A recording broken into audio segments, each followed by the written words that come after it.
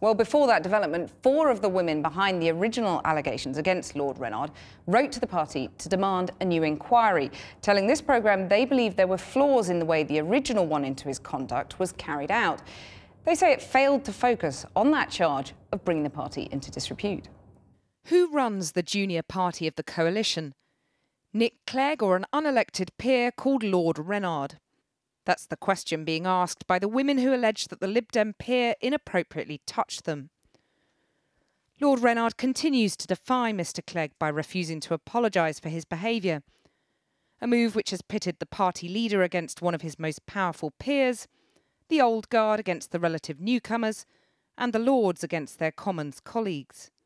The risk is that for Nick Clegg it looks like Chris Rennard is running the party. And why on earth should a peer who's been told to apologise to people, the accounts of myself and other women have been described as credible and believable, why should he be taking charge over someone who's democratically elected not only by the public but by our party members to lead the party? He should be setting the pace and people should be following his lead.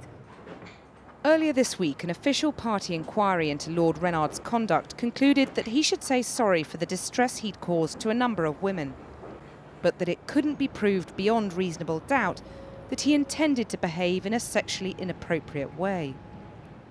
Tonight, we can reveal that 4 women behind the original allegations have written to the party leadership to launch a formal appeal against the way that inquiry was carried out. The letter seen by this programme says the inquiry failed to concentrate on the charge of bringing the party into disrepute as set out in the party rules. Instead, it became stuck on the issue of whether Rennard intended to behave in a manner that was sexually inappropriate.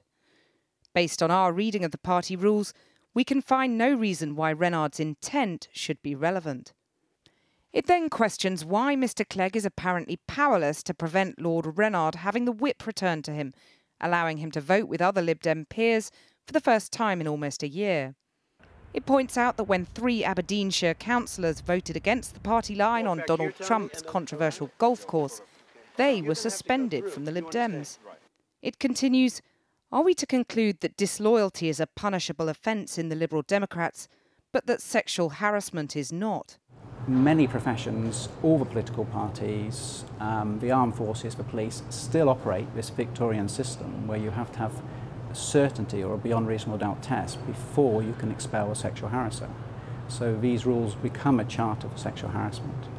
And what should come out of this is that we have a system of rules which exists in almost every workplace in the modern 21st century. One of the women who met the party leader this morning said he was exceptionally frustrated by Lord Rennard's defiance, because Mr Clegg knows he's now trapped.